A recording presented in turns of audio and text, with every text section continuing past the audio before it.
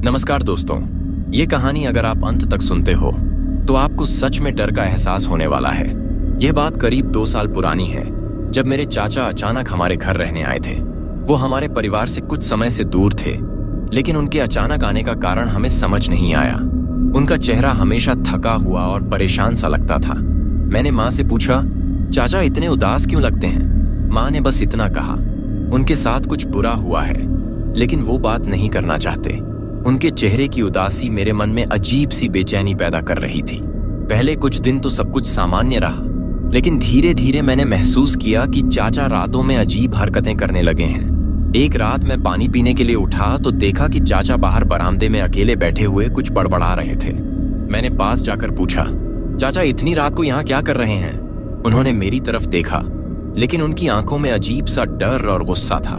उन्होंने कहा, सो जा, तुम नहीं समझोगे।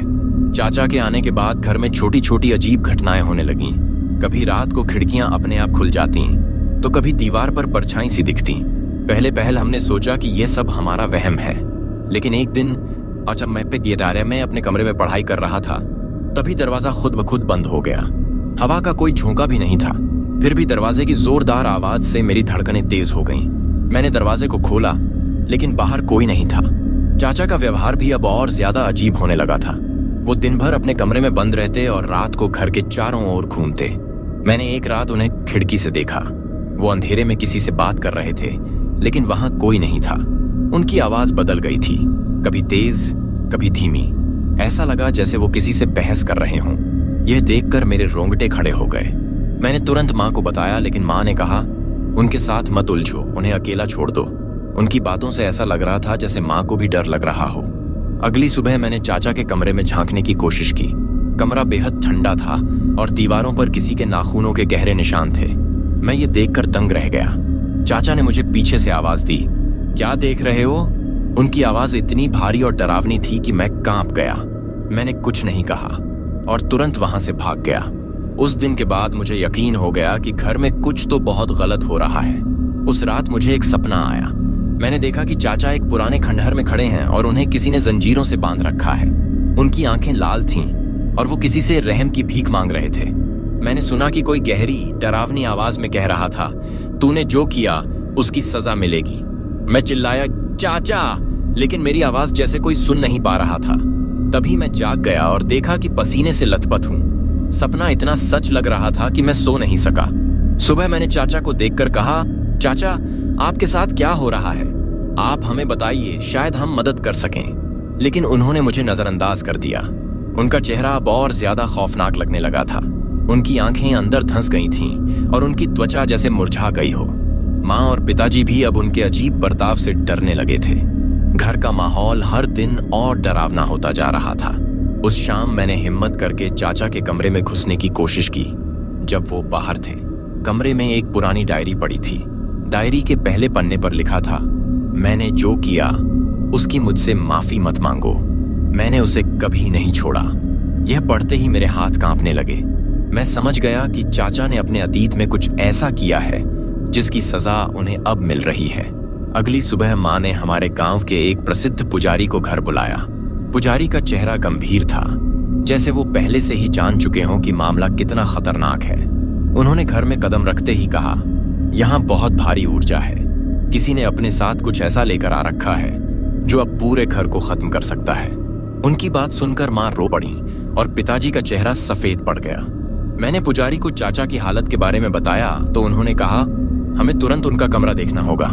पुजारी जैसे ही चाचा के कमरे में घुसे, उनकी आंखें चौड़ी हो गईं। कमरे के कोने में किसी के जलने की गंध आ रही थी। दीवारों पर अजीब से चिन्ह बने हुए थे, जैसे किसी ने खून से लिखा हो। पुजारी ने अपना माला निकाला और जोर जोर से मंत्र पढ़ना शुरू किया। तभी चाचा अचानक जाग उठे और जोर से चिल्लाए, उसे मत रोको, उसे आने दो। उनकी आवाज इतनी डरावनी थी कि कमरे का माहौल और भयानक हो गया। पुजारी ने चाचा के पास जाकर उनका माथा छुआ और कहा, तुमने जो किया है उसकी सजा मिल रही है, लेकिन अगर तुम सच्चे दिल से पश्चाताप करोगे तो शायद ये खत्म हो सकता है। चाचा रोने लगे और बोले, मैंने बहुत बड़ा पाप किया है, वो मुझे माफ नहीं करेगा। उनकी बातों से ऐसा लग रहा था जैसे वो किसी अदृश्य शक्ति से बात कर रहे हों। मैंने पुजारी से पूछा, अब क्या होगा? पुजारी ने गंभीरता से कहा, हमें एक विशेष अनुष्ठान करना होगा। ये आसान नहीं होगा। पुजारी ने अनुष्ठान की तैयारी शुरू की। उन्होंने कहा कि हमें घर को शुद्ध करने के लिए हर कोने में पूजा करनी होगी। वो कुछ विशेष जड़ी बूटियां और एक बड़ा दीपक लेकर आए। उन्होंने कहा, यह सिर्फ चाचा के बारे में नहीं है, अब यह पूरे घर के लिए खतरनाक हो चुका है। अगर यह ऊर्जा यहाँ ज्यादा देर तक रही तो सब कुछ बर्बाद हो सकता है। उनकी बात सुनकर मुझे अपने परिवार की चिंता होने लगी। शाम तक अनुष्ठान शुरू हो गया। पुजारी ने घर के हर कमरे में मंत्रोच्चार किया और धूप जलाया। जब वो चाचा के कमरे में पहुंचे तो माहौल अचानक बदल गया। कमरे की दीवारें कांपने लगीं और एक अजीब सी आवाज नैनी किनारे गूंजने लगी। ऐसा लग रहा था जैसे कोई हम सबको देख रहा हो। मैंने देखा कि चाचा बिस्तर पर लेटे लेटे कांप रहे थे। उनकी आंखें खुली थीं, लेकिन उनमें कोई जिंदगी नहीं थी। पुजारी ने कहा, यह आत्मा बहुत ताकतवर है कि इसे रोकना मुश्किल होगा। अनुष्ठान के दौरान चाचा ने अचानक उठकर जोर से चिल्लाना शुरू कर दिया। उनकी आवाज अब उनकी नहीं लग रही थी। वो किसी दूसरी भाषा में बोल रहे थे जिसे कोई समझ नहीं पा रहा था। पुजारी ने उनसे कहा, जो भी तू है पीतू, इसे छोड़ दे। लेकिन चाचा ने जोर से हंसते हुए कहा, यह मेरा है, इसे कोई नहीं बचा सकता। यह सुनकर पूरा परिवार सहम गया। हमें समझ नहीं आ रहा था कि यह कैसे खत्म होगा। रात के अंधेरे में अनुष्ठान अपने चरम पर था। पुजारी ने अपने साथ लाए एक छोटे ताबूत को कमरे के बीच रखा और उसमें मंत्रोच्चार शुरू किया। तभी कमरे में हवा का तेज झोंका आया और दीवारों पर परछाइयों का खेल शुरू हो गया। ऐसा लगा जैसे कोई परछाई धीरे धीरे अपना आकार ले रही हो। चाचा ने जोर से चीखते हुए कहा, वो आ गया। उनकी इस चीख ने सबको हिला दिया। मैं दीवार की तरफ देख रहा था जहां एक भयानक चेहरा उभरने लगा। परछाई धीरे धीरे एक भूतिया आकृति में बदल गई। उसकी आंखें लाल थीं और उसकी उपस्थिति से पूरा कमरा थर्रा रहा था। वो सीधे चाचा की तरफ बढ़ रहा था। माँ और पिताजी ने डर के मारे अपने चेहरे ढक लिए, लेकिन मैं जड़ होकर वही खड़ा रह गया। पुजारी ने अपनी माला से भूतिया आकृति की तरफ इशारा करते हुए मंत्र पढ़ना शुरू किया, लेकिन उस आकृति ने उनकी माला को झपटने की कोशिश की। यह देखकर मेरी हालत खराब हो गई। पुजारी ने पूरी ताकत से मंत्रोच्चार जारी रखा। उन्होंने कहा, यह आत्मा बहुत क्रोधित है, इसे शांत करने के लिए हमें तुरंत इसे रोकना होगा। चाचा अब पूरी तरह से नियंत्रण खो चुके थे। उनकी चीखें कमरे में गूंज रही थीं, लेकिन पुजारी ने हार नहीं मानी। उन्होंने ताबूत की तरफ इशारा करके कहा, इसे यहाँ बांध दो। मैं समझ गया कि अब कुछ बड़ा होने वाला है। पुजारी ने ताबूत के ऊपर एक लाल कपड़ा रखा और उसमें कुछ भस्म छिड़की। कमरे की हवा अचानक और भारी हो गई। वो भूतिया आकृति अब पूरी तरह आकार ले चुकी थी। उसका शरीर धुएं जैसा काला था और उसकी आंखें गुस्से से लाल चमक रही थीं। उसने चाचा की तरफ इशारा करते हुए कहा, तुमने मुझे धोखा दिया, अब तुम्हें इसका परिणाम भुगतना होगा। उसकी आवाज इतनी डरावनी थी कि मेरा पूरा शरीर कांपने लगा। माँ और पिताजी कोने में दुबके हुए थे। पुजारी ने उस आत्मा से कहा, तुझे जो चाहिए वो ले जा, लेकिन इस परिवार को बख्श दे। आत्मा जोर से हंसने लगी और बोली, मुझे इसका प्रायश्चित चाहिए। जब तक इसे सजा नहीं मिलेगी मैं नहीं जाऊंगी। उसकी बात सुनकर चाचा फूट फूट कर रोने लगे। उन्होंने कहा, मुझे माफ कर दो, मैं अपनी गलती मानता हूँ। लेकिन आत्मा ने उनकी माफी को ठुकरा दिया। उसने कहा, माफी से कुछ नहीं होगा, तुमने जो किया है उसकी सजा भुगतनी होगी। पुजारी ने आत्मा को रोकने के लिए मंत्र पढ़ना जारी रखा, लेकिन वो अब और ज्यादा ताकतवर लग रही थी। उसने कमरे में रखे सामान को इधर उधर फेंकना शुरू कर दिया। दीवारों पर खून की धारियां उभरने लगीं। चाचा अब बिल्कुल बेसुध हो चुके थे। पुजारी ने मुझसे कहा, तुम्हें ताबूत को पकड़ना होगा, उसमें इस आत्मा को बांधने का उपाय है। अगर तुमने इसे नहीं किया तो ये आत्मा सब कुछ खत्म कर देगी। मुझे समझ नहीं आ रहा था कि मैं क्या करूं। पुजारी की बात सुनकर मैं डरते हुए ताबूत की तरफ बढ़ा। मेरे हाथ कांप रहे थे, लेकिन मुझे पता था कि यह करना जरूरी है। जैसे ही मैंने ताबूत को छुआ, आत्मा ने जोर से चिल्लाते हुए कहा, मुझे रोको मत, मैं इसे नहीं छोड़ूंगी। उसकी चीख मेरे कानों में गूंज रही थी। मैं डर के मारे रुक गया, लेकिन पुजारी ने कहा, डरो मत, इसे पकड़ो। उनकी बात सुनकर मैंने अपनी सारी हिम्मत जुटाई और ताबूत को मजबूती से पकड़ लिया। जैसे ही मैंने ताबूत को पकड़ा, आत्मा मेरे पास आने लगी। उसकी उपस्थिति इतनी भयानक थी कि मेरा दिल जोर जोर से धड़कने लगा। उसने मुझसे कहा, तुम्हें नहीं पता कि तुम क्या कर रहे हो, यह तुम्हारे लिए खतरनाक हो सकता है। उसकी बातों ने मेरे डर को और बढ़ा दिया, लेकिन मैंने अपनी पकड़ नहीं छोड़ी। पुजारी ने एक बड़ा मंत्रोच्चार किया और ताबूत से अचानक तेज रोशनी निकलने लगी। आत्मा चीखते हुए पीछे हटने लगी। पुजारी ने उस ताबूत के ऊपर एक विशेष मंत्र लिखा और आत्मा उसमें खींची जाने लगी। उसकी चीखें कमरे में गूंज रही थीं। वो चाचा की तरफ देखते हुए बोली, यह खत्म नहीं हुआ, मैं लौटूंगी। इसके बाद वो ताबूत के अंदर कैद हो गई। कमरे का माहौल अचानक शांत हो गया। चाचा जमीन पर गिर पड़े और बेहोश हो गए।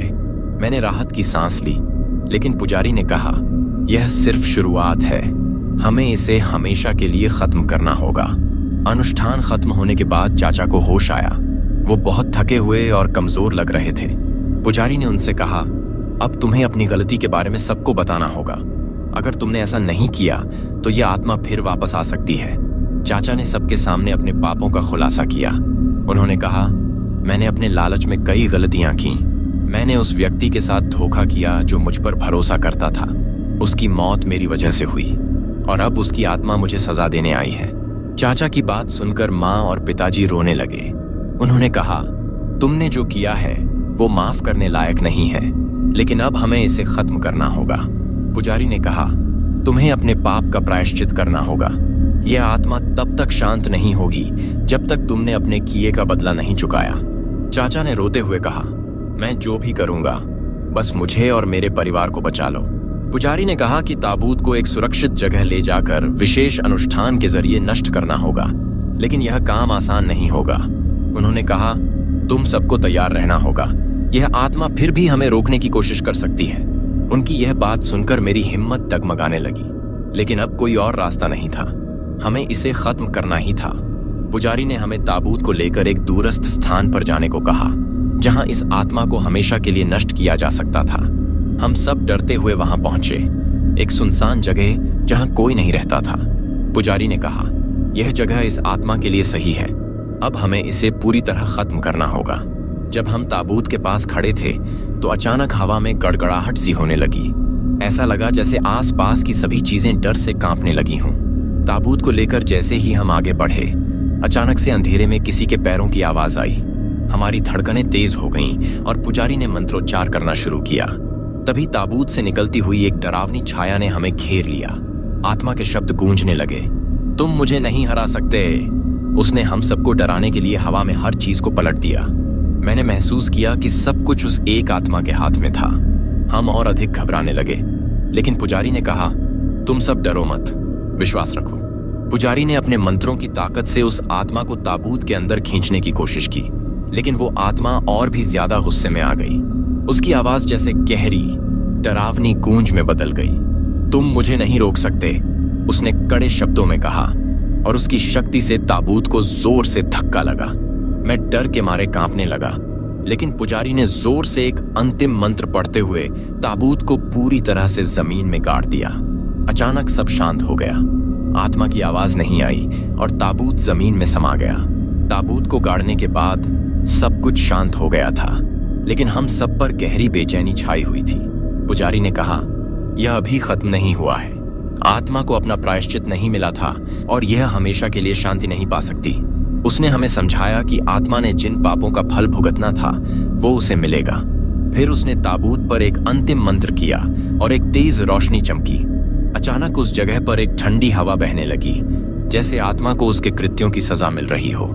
हमने महसूस किया कि अब वह आत्मा शांत हो गई थी और उसकी डरावनी ताकत अब कम हो चुकी थी, लेकिन फिर भी एक अजीब सी हवा उस स्थान पर बनी रही जो बताती थी कि कहीं ना कहीं वो आत्मा अभी भी बाकी थी। पुजारी ने कहा, यहाँ से अब हमें दूर जाना होगा। आत्मा को पूरी तरह खत्म करने के लिए इस जगह को और भी शुद्ध करना होगा।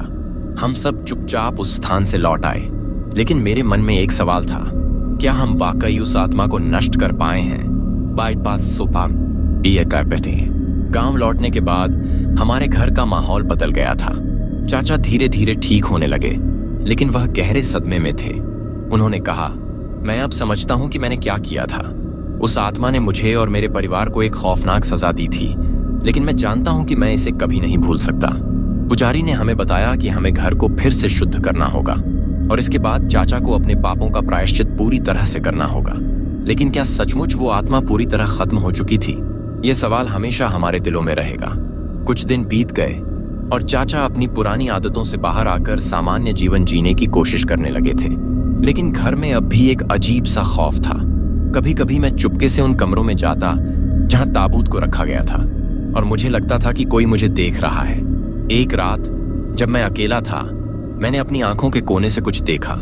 वह छाया फिर से वही थी जो ताबूत से बाहर निकली थी। मैं कांपते हुए कमरे से बाहर भागा, लेकिन वो छाया मेरे साथ थी। मैंने तुरंत चाचा से कहा, कुछ गलत हो रहा है, मुझे फिर से वही महसूस हो रहा है। चाचा ने कहा, तुम ठीक कह रहे हो, मुझे भी कभी कभी लगता है कि वो आत्मा अभी भी हमारे आसपास है। हमने पुजारी को बुलाया और वह चुपचाप कमरे में गया। कुछ देर बाद वह बाहर आया और कहा, यह आत्मा नहीं बल्कि उसकी ताकत अभी भी इस घर में है। तुम सबको जल्दी से यहाँ से जाना होगा। हम सब डर के मारे कुछ समझ नहीं पाए, लेकिन पुजारी ने कहा, यह सब खत्म नहीं हुआ है। गांव छोड़ने से पहले पुजारी ने हमें एक आखिरी सलाह दी, तुम सबको ध्यान रखना होगा कि कभी किसी पाप का सामना बिना प्रायश्चित के नहीं करना चाहिए, क्योंकि इसकी सजा कभी खत्म नहीं होती।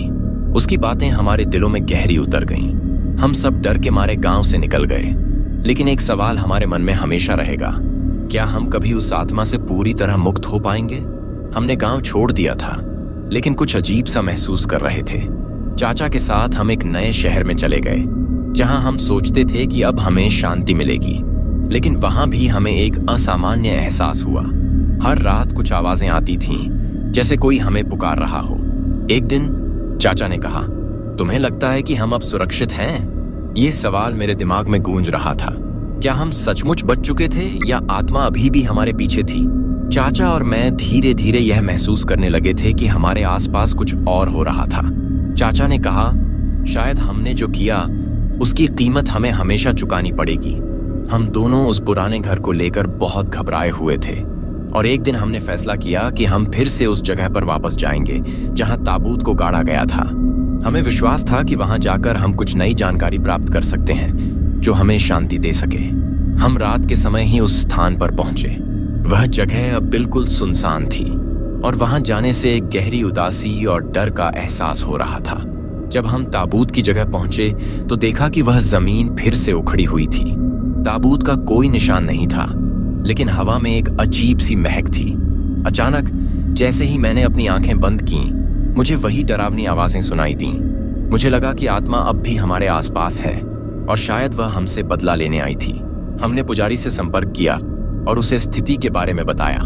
उसने हमें बताया कि जब तक आत्मा को शांति नहीं मिलती तब तक वह कभी नहीं जाएगी, लेकिन इस बार उसने हमें चेतावनी दी, यह आत्मा अब पहले से ज्यादा ताकतवर हो गई है।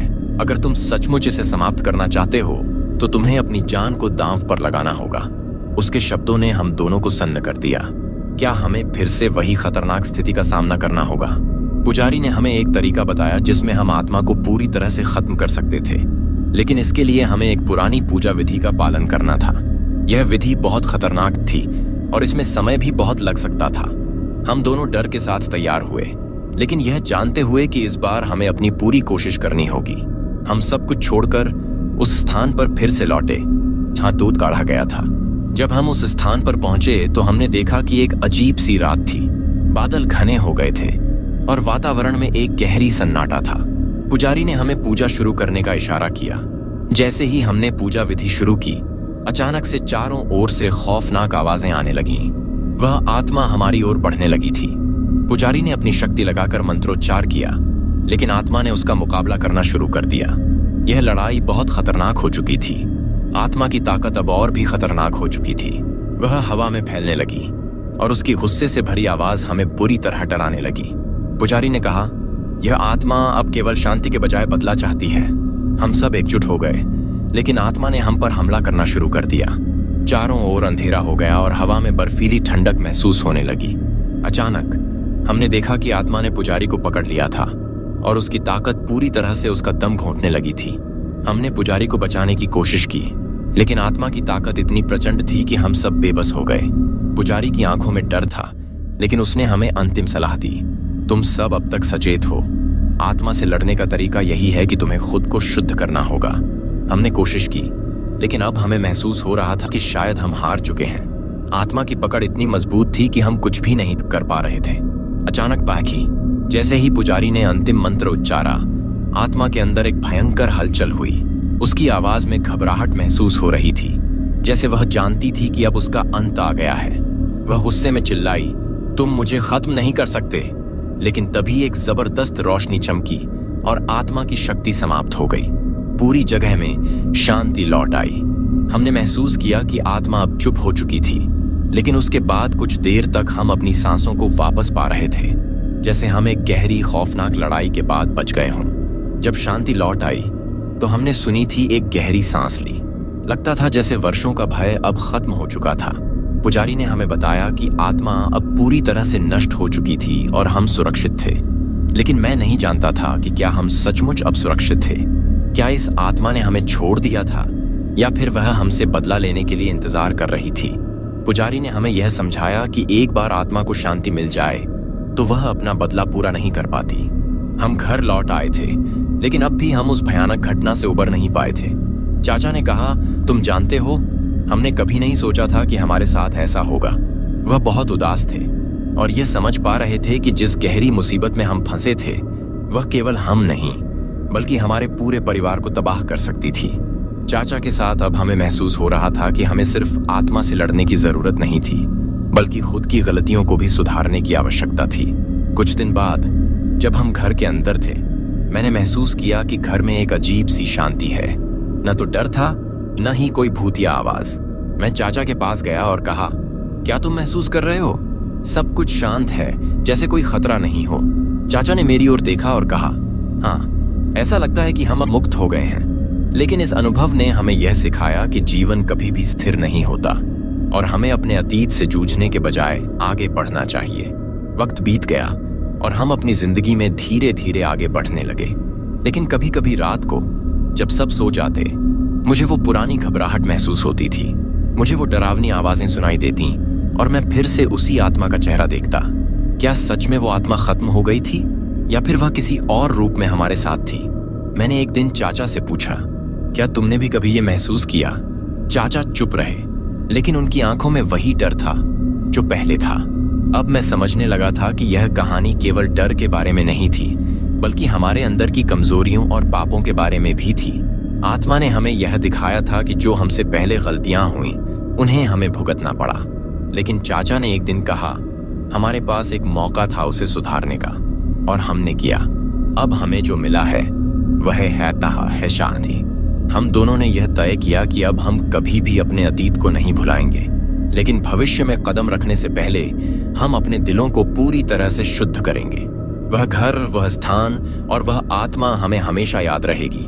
शायद अब वह हमें डराने के लिए नहीं आई, लेकिन हमारे दिलों में एक और सवाल था, क्या यह अंत था या फिर कोई और खौफनाक कहानी हमारे इंतजार में थी? हमने सोचा कि अब शायद हम सब सुरक्षित थे, लेकिन क्या हम सचमुच तैयार थे अगले डर का सामना करने के लिए?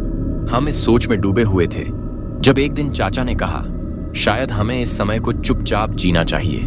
कुछ महीनों तक हमें कोई अजीब घटना नहीं हुई थी और हम अपनी जिंदगी में सामान्य हो गए थे। लेकिन एक रात जब हम घर के अंदर थे, अचानक लाइट चली गई। अंधेरे में हमें एक हल्की सी छाया दिखाई दी। मैंने चाचा की ओर देखा, लेकिन वह शांत था, जैसे उसे कुछ महसूस नहीं हो रहा था। मेरी धड़कनें तेज हो गईं और फिर अचानक वही डरावनी आवाज सुनाई दी, तुम मुझे कभी नहीं हरा सकते। यह वही आत्मा थी जो हमारे साथ वापस आई थी। हमने अपने दिल में फिर से वही डर महसूस किया, लेकिन चाचा ने मुझे कहा, हम अब पूरी तरह से तैयार हैं। हम जो गलतियां कर चुके थे वह अब सुधर चुकी हैं। आत्मा को अब अपना रास्ता खुद तय करने दो। चाचा ने मुझे दिलासा दिया कि हम इसे फिर से हरा सकते हैं। लेकिन जब हम सब कुछ समझने की कोशिश कर रहे थे, हमें एहसास हुआ कि यह सिर्फ एक शुरुआत थी और हमें यह समझना होगा कि डर कभी भी खत्म नहीं होता, बल्कि वह बदलता रहता है। इस बार हम यह जानते थे कि आत्मा को हराने के लिए हमें अपनी ताकत और विश्वास को फिर से मजबूत करना होगा। लेकिन यह अब एक अलग लड़ाई थी। यह लड़ाई हमारी आत्माओं के अंदर होनी थी और हमें अपने डर से लड़ते हुए खुद को शुद्ध करना था। हम फिर से उसी रास्ते पर चल पड़े जहां हम सबका सफर शुरू हुआ था। हमने तय किया कि इस बार हमें पूरी तरह से तैयार होकर आत्मा का सामना करना होगा। चाचा और मैंने एक विशेष तंत्र मंत्र पढ़ने का निर्णय लिया जो पुजारी ने हमें सिखाया था। रात का समय था और हम दोनों उस स्थान की ओर बढ़ रहे थे जहां वह आत्मा हमें पिछले दिनों डराती रही थी। रास्ता पूरी तरह सुनसान था और हवा में एक अजीब सी शांति थी। हमें महसूस हो रहा था कि कुछ गलत होने वाला है, लेकिन हमें इसे समाप्त करना ही था। हमने जैसे ही उस स्थान पर कदम रखा, हवा में एक ठंडक सी खुल गई। अचानक एक बहुत ही तेज आवाज सुनाई दी और हमें लगा कि वो आत्मा हमारे पास आ रही है। चाचा ने मुझे तुरंत मंत्र पढ़ने को कहा। हम दोनों ने पूरी ताकत से मंत्रोच्चारण करना शुरू किया, लेकिन जैसा हमने सोचा था नहीं था। आत्मा ने हमें रोकने के लिए पूरी ताकत लगा दी और यह लड़ाई कुछ पल में ही हमारे अंदर की हर भावना को चुनौती देने लगी। आत्मा की आवाज अब बहुत ज्यादा घबराई हुई लग रही थी। वह हमें अपने रास्ते से हटाने के लिए कोई भी कदम उठा सकती थी, लेकिन हमने हार मानने का नाम नहीं लिया। चाचा की आंखों में अब दृढ़ विश्वास था। उसने मुझसे कहा, तुम्हें यह डर नहीं लगना चाहिए। अगर हम अब डर गए तो हम कभी इसे हराने में सफल नहीं होंगे। वह शब्द मेरे दिल में गूंज गए और मैंने फिर से पूरे विश्वास के साथ मंत्रोच्चारण शुरू किया। हमें लगा कि आत्मा अब हमारे सामने आकर हार मान चुकी है, लेकिन ऐसा नहीं था। जैसे ही हम मंत्र पढ़ रहे थे, अचानक एक गहरी आवाज गूंजी, तुम मुझे नहीं हरा सकते। और फिर पूरी जगह पर एक अंधेरा फैल गया। हमारी आंखों के सामने से जैसे सब कुछ गायब हो गया। चाचा ने मुझे पकड़ लिया और हमने फिर से एकजुट होकर मंत्रोच्चारण किया। यह हमारी आखिरी कोशिश थी और हमें यकीन था कि हमें इसे अब खत्म करना होगा। कुछ ही देर में हम दोनों को एक अजीब सी हलचल महसूस होने लगी। वह अंधेरा अब धीरे धीरे हमारी आंखों के सामने से हटने लगा और हमें एक बहुत तेज रोशनी दिखाई दी।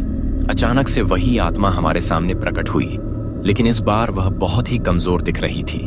उसके चेहरे पर अब वह गुस्सा नहीं था, बल्कि एक असहाय सी भावना थी। शायद अब उसे एहसास हो गया था कि उसकी ताकत अब समाप्त हो चुकी है। हमने जैसे ही मंत्र पढ़ा, आत्मा धीरे धीरे विलीन होने लगी। उसकी आवाज अब शांत हो चुकी थी और वह हमें छोड़कर चली गई। एक गहरी शांति की भावना पूरे स्थान पर फैल गई। हम दोनों ने राहत की सांस ली, लेकिन हमारे मन में अब भी एक सवाल था, क्या यह सचमुच खत्म हो गया?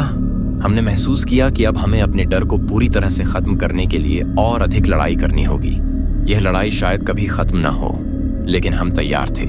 हमने बहुत समय बाद महसूस किया कि यह कहानी अब हमें सचमुच याद नहीं रही थी, बल्कि हम उन डरावनी रातों से बाहर आ चुके थे। हम फिर से अपनी सामान्य जिंदगी जीने लगे थे, लेकिन कभी कभी उस अंधेरे में खो जाने का डर बना रहता था। चाचा ने कहा, हमने जो किया वह सही था, लेकिन हमें हमेशा याद रखना चाहिए कि हमारी जिंदगी में कई अनजाने खतरों का सामना हम कभी भी कर सकते हैं। उनकी यह बातें हम दोनों के दिल में गहरी छाप छोड़ गईं। कुछ महीनों बाद जब हम किसी दूसरे शहर में जा रहे थे, मुझे अचानक वही डरावना एहसास हुआ। क्या हम फिर से उसी डर से बचने में सफल होंगे, या फिर यह हमें फिर से पकड़ने के लिए तैयार हो रहा है? चाचा के साथ मुझे यह समझ में आया कि जो हमने अनुभव किया था वह केवल एक अध्याय था और जीवन में बहुत सारे अध्याय आने वाले थे। डर और साहस का मुकाबला एक दूसरे से होगा। हम अपने सफर में आगे बढ़े, लेकिन वह खौफनाक रातें हमेशा हमारी यादों में बसी रह गईं। हम कभी नहीं जानते थे कि अगले मोड़ पर कौन सा डर हमें इंतजार कर रहा है, लेकिन हम तैयार थे। इस बार हम खुद को मजबूत महसूस कर रहे थे, क्योंकि हमने अपनी सबसे बड़ी डर का सामना किया था। शायद अब हमें कभी भी उस आत्मा का सामना नहीं करना पड़े, लेकिन हम हमेशा इसके लिए तैयार रहेंगे। जब हम अपने घर लौटे तो एक शाम चाचा ने मुझसे कहा, तुम जानते हो, अब हमें एक नई चुनौती का सामना करना होगा। मुझे लगा कि वह मजाक कर रहे हैं, लेकिन उनकी आंखों में एक गहरी चिंता थी। वह कुछ छुपा रहे थे और मुझे यह महसूस हो गया। फिर एक दिन चाचा ने मुझे बताया कि वह आत्मा अब एक नया रूप लेकर वापस आ रही थी। यह अब हमारे लिए और भी बड़ा खतरा बन चुकी थी और हमें इस बार पूरी तरह से तैयार रहना था। इस बार हमारी तैयारी और अधिक कड़ी थी। हम दोनों ने मिलकर एक आखिरी प्रयास किया ताकि हम उस आत्मा से हमेशा के लिए छुटकारा पा सकें। हम अब बिना किसी डर के पूरी ताकत से उस आत्मा का सामना करने के लिए तैयार थे, लेकिन इस बार हमारी ताकत सिर्फ हमारे अंदर की मानसिक शक्ति पर निर्भर थी। चाचा ने कहा, अगर हम इस बार हार गए तो शायद हम कभी भी सुरक्षित नहीं होंगे। उसकी यह बातें मेरे मन में गूंजने लगीं और मैंने निश्चय किया कि इस बार हम जीतेंगे। हमने वही स्थान चुना जहां हमारा पहला मुकाबला हुआ था और इस बार हम आत्मा से एक अंतिम जंग लड़ने के लिए तैयार थे। जैसे ही हमने मंत्र पढ़ना शुरू किया, हमें महसूस हुआ कि इस बार आत्मा ने अपनी पूरी ताकत लगा दी थी। चारों ओर अंधेरा घना हो गया और हम दोनों इस लड़ाई के लिए एक दूसरे को मजबूत बनाने की कोशिश कर रहे थे। यह जंग थी हमारे डर के खिलाफ और हम जानते थे कि यह हमारी जिंदगी का सबसे बड़ा युद्ध होने वाला था। जैसे ही मंत्र का उच्चारण बढ़ा, एक अजीब सी भावना हमारे चारों ओर महसूस होने लगी। चाचा ने एक बार फिर मुझसे कहा, तुम्हें डर नहीं लगना चाहिए, ये हमारी आखिरी लड़ाई है। हम दोनों मंत्रों के साथ अपनी आवाज को मजबूत करते हुए आगे बढ़े और अचानक उस अंधेरे में से एक जकड़ने वाली चीख सुनाई दी। आत्मा का नया रूप अब हमारे सामने था। उसका चेहरा अब डरावना नहीं बल्कि कुछ और था। उसकी आंखें हमारी आत्मा को देख रही थीं, जैसे वह हमारी कमजोरियों को समझने की कोशिश कर रही हो। आत्मा की आंखों में एक दर्द था और उसकी आवाज अब पहले जैसी शातिर नहीं थी। वह कुछ कह रही थी लेकिन हम समझ नहीं पा रहे थे। चाचा ने कहा, यह आत्मा हमारी मदद चाहती है। वह अकेली है और शायद उसने जो किया वह उसकी मजबूरी थी। परंतु क्या हम इस पर विश्वास कर सकते थे? क्या हम इसे अपने अंत में से एक नए रास्ते के रूप में देख सकते थे? हम जद्दोजहद कर रहे थे लेकिन हमें लगा कि यह कोई तिकड़म हो सकता है। चाचा ने धीरे धीरे उस आत्मा से संवाद करना शुरू किया। वह समझाने की कोशिश कर रहे थे कि उसे माफ किया जा सकता है। समय के साथ आत्मा की तकलीफों का पर्दाफाश हुआ और उसने अपना दुख बताया। अब वह किसी का नुकसान नहीं करना चाहती थी। धीरे धीरे आत्मा ने अपनी ताकत को छोड़ दिया और एक हल्की सी रोशनी में तब्दील हो गई।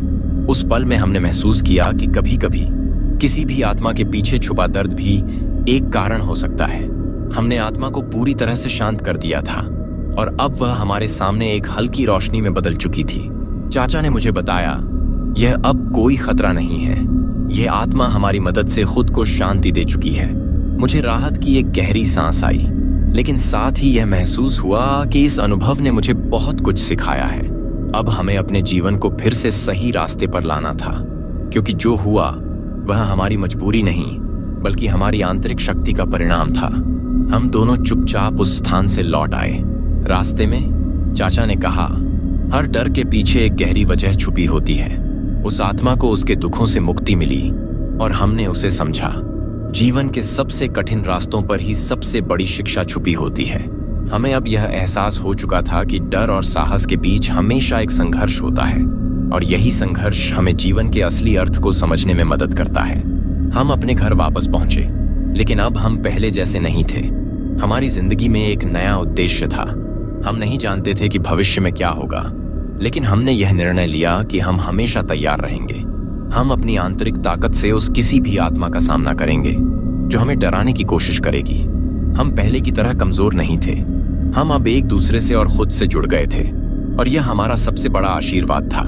कुछ समय बाद हमारे जीवन में एक नई शांति आ गई थी, लेकिन चाचा ने कहा, डर कभी खत्म नहीं होता, ये बस एक नया रूप लेता है। उनके शब्द मेरे दिल में गूंजते रहे। हम जितना भी कोशिश करते, कभी न कभी डर हमारी जिंदगी का हिस्सा बन ही जाता है। हम जितना भी सशक्त महसूस करते, कोई न कोई डर हमें फिर से चुनौती देता। लेकिन हमने महसूस किया कि असली साहस डर का सामना करना नहीं बल्कि डर के बावजूद आगे बढ़ने में है। हमारे भीतर की शक्ति अब काफी मजबूत हो गई थी। हम जानते थे कि जीवन में कोई भी समस्या हो, हमें उसे पार करने के लिए केवल साहस की आवश्यकता होती है। चाचा के साथ हम दोनों मिलकर उन सभी असंभव क्षणों का सामना करने के लिए तैयार थे जो हमारे रास्ते में आ सकते थे। हमारे दिलों में अब सिर्फ एक विश्वास था और वह था, हम कभी हार नहीं मानेंगे। हमने यह भी समझा कि डर सिर्फ हमारी मानसिक स्थिति का परिणाम है और अगर हम खुद को कमजोर नहीं महसूस होने देते तो कोई भी डर हमें हरा नहीं सकता। हम हर कदम पर अपने साहस को मजबूत करते गए और यह हमारा सबसे बड़ा हथियार था। इस प्रकार हमारा जीवन एक नई राह पर चल पड़ा और हम हर दिन इस यात्रा का आनंद लेने लगे। कुछ समय बाद जब हम उस स्थान पर लौटे जहां पहली बार आत्मा से सामना हुआ था, हमने देखा कि वह जगह अब पूरी तरह से शांति में थी। कोई डर नहीं था और सब कुछ सामान्य दिखता था। चाचा ने कहा, यह हमारी जीत नहीं थी, यह उस आत्मा की मोक्ष की यात्रा थी। हम दोनों उस स्थान पर खड़े होकर शांति का अनुभव करने लगे, जैसे हम कुछ विशेष कर चुके थे। अब कोई डर नहीं था, बस आत्मा का शांति से विदाई लेने का वक्त था।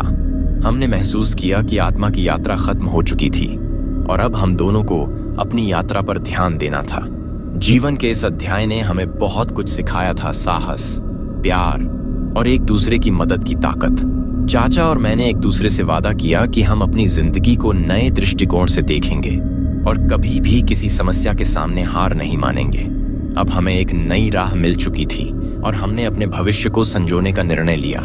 हम जानते थे कि आगे आने वाले समय में हमें फिर से मुश्किलें आएंगी, लेकिन हम अब तैयार थे।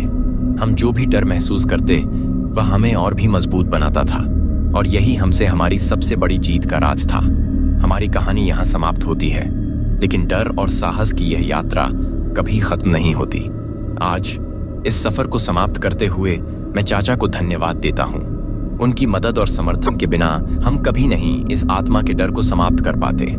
अब हमारी जिंदगी में शांति है, लेकिन उस रात के बाद हम कभी भी पूरी तरह से सुरक्षित नहीं महसूस करते। यह यात्रा हमें सिखा गई कि हर डर एक चुनौती है, और हर चुनौती को पार करना हमारी असली जीत होती है। हमने यह सीखा कि जीवन में डर और साहस एक दूसरे के साथ चलते हैं। कभी डर जीतता है, कभी साहस, लेकिन असली जीत तब होती है जब हम डर को समझकर उससे आगे बढ़ते हैं। हमें यकीन था कि हम हमेशा तैयार रहेंगे, और यदि भविष्य में फिर कभी हमें कोई चुनौती मिलती है तो हम इसे पार करने के लिए तैयार होंगे। और इस प्रकार हमारी कहानी खत्म हो जाती है। लेकिन याद रखिए, डर और साहस का संघर्ष कभी खत्म नहीं होता। यह हमारी आत्मा का हिस्सा है, और हम सभी को इसे अपनी यात्रा का हिस्सा मानकर जीना चाहिए। हमारी राह अब खुली हुई थी, और हम अपने जीवन की नई शुरुआत के लिए तैयार थे।